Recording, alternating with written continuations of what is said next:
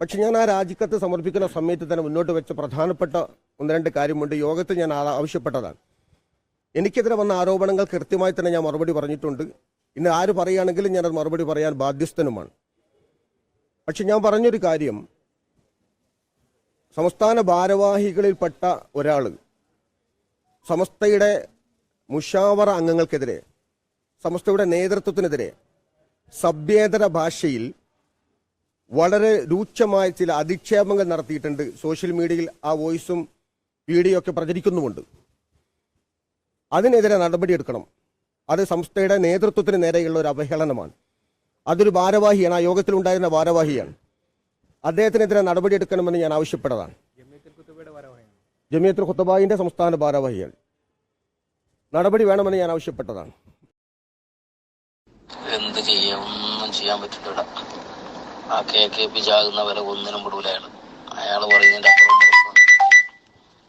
എന്തെല്ലാം പണി എല്ലാവരും എടുത്തു നോക്കി. എന്നിട്ട് കേട്ടാ എന്താ ചെയ്യാ, നമ്മള് ദുര്യോഗം. മേൽഘടകം നിർദ്ദേശം കൊടുത്തല്ലോ. മേൽഘടകം നിർദ്ദേശം കൊടുത്തിട്ട് ആളെ പേരടക്കം കൊടുത്തു, ഇന്ന ആളുകളെ കയ്യിലെടുക്കണം. എന്നിട്ട് ഇവര് അവിടെ മൂടി വെച്ചു. എന്നിട്ടാണ് അവര് മേൽഘടകത്തിന്റെ ഒരു സർക്കുലർ ഉണ്ട്, താഴേന്ന് മേലേക്ക് ആളെ തരണം എന്ന് പറഞ്ഞിട്ട് വരട്ടെന്നും പറഞ്ഞിട്ട് അവിടെ വെച്ച്. ഞാൻ മുന്നാളെ ജില്ലാ മുഷാവറ കൂടിയും ചെയ്യില്ല, നോമ്പ് കഴിഞ്ഞ് ഉടനെ കൂടി സെറ്റാക്കുമെന്നാ പറഞ്ഞ. ഇതുവരെ കൂടിയാ ഇവര് മുഷാവറ വിളിക്കാതിരുന്ന എന്തിനാ, ഈ ആളെ പേര് വരുന്നുള്ളതുകൊണ്ട്. അപ്പോഴാണ് അവർക്കൊരു സർക്കുലർ കിട്ടി.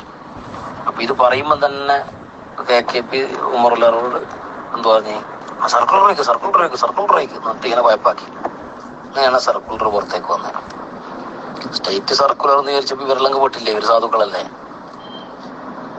സ്റ്റേറ്റിന്റെ സർക്കുലർ വന്നു പറഞ്ഞപ്പോ ഇവര് വിചാരിച്ച് സുഖാണ്. പിന്നല്ലേ ഇവരറിയുന്നത് ഇത് സർക്കുലർ, സ്റ്റേറ്റിന്റെ സർക്കുലർ ഒരിക്കലും അങ്ങനെ വരില്ലല്ലോ. അവര് സ്റ്റേറ്റ് കീഴ്ഘടകത്തെ ഉഷാറാക്കാനും കീഴ്ഘടകത്തിന്റെ നോമിനേഷൻ വേണമെങ്കിൽ ആവശ്യമെങ്കിൽ പരിഗണിക്കാനും മാത്രമാണ് ജില്ലനോട് ആവശ്യപ്പെടുന്നത്. അല്ലാണ്ട് ഒരിക്കലും സ്റ്റേറ്റിലെ മുഷാവറ പറയില്ലല്ലോ. പിന്നെ അതെന്താണ് സർക്കുലർ, അത് വായിക്കട്ട് അല്ലെങ്കിൽ അതിങ്ങനെയാണെന്നൊന്നും പറയാനുള്ള ഒരു തൻ്റെ ഇടമൊന്നും അവിടെ ആയിരിക്കും ഇല്ലല്ലോ. അതിന്റെ ഉള്ളിലുള്ളല്ലേ ഇത് കേട്ടപ്പോ അതങ്ങ് വിട്ട്. ഞാനത് കേട്ട ഉടനെ പറഞ്ഞില്ല, സർക്കുലർ ഒരിക്കലും സ്റ്റേറ്റിൽ നിന്ന് ഇങ്ങനെ വരൂല, ഇങ്ങനെ ഇരിക്കും. അതിനുശേഷം അത് പകരം പരിശോധിക്കുന്ന സർക്കുലർ. അപ്പൊ ആ ശരി തന്നെ. അതെല്ലാം 4ലധികം പ്രാവശ്യം നടത്തി. ഫൈസ് ഉസ്താൻ അത്ര പ്രാവശ്യം പോയി ഉമറുസ്ഥാനത്ത്, ഒന്നും വിജയിക്കൂല. ഉമറുസ്ഥാനിലൊരു കോക്കസിന്റെ പിടിയിലാണ്. അതല്ല, ഉമറുസ്ഥാനെ പറ്റി നന്നായിട്ട് അറിയാം. അപ്പൊ അതിനേക്കാൾ ഖാനുള്ളിൽ ഒന്നും കയറി വരരുത് എന്നുള്ള നിർബന്ധം ഉമറുസ്ഥാനുണ്ട്. ഒന്നും വിടൂല, ഒന്നും പ്രതീക്ഷിച്ച് നിൽക്കണം. നമ്മളെ ജില്ല ഈ നേതൃത്വമുള്ള കാലത്തോളം നന്നാകുമെന്ന് പ്രതീക്ഷിക്കണ്ട. നിലവിലുള്ള നേതൃത്വത്തിൽ ഒരു പ്രതീക്ഷയും ഇല്ല. അല്ല, നമ്മളെ മനസ്സിൽ നിന്ന് വിട്ടതാ. പിന്നെ ഇവൻ ചാണം, ഓൻ ചായിച്ചില്ല. അമ്മൻ ചത്താലും കൂടി ചാവുന്ന പോലുമില്ല.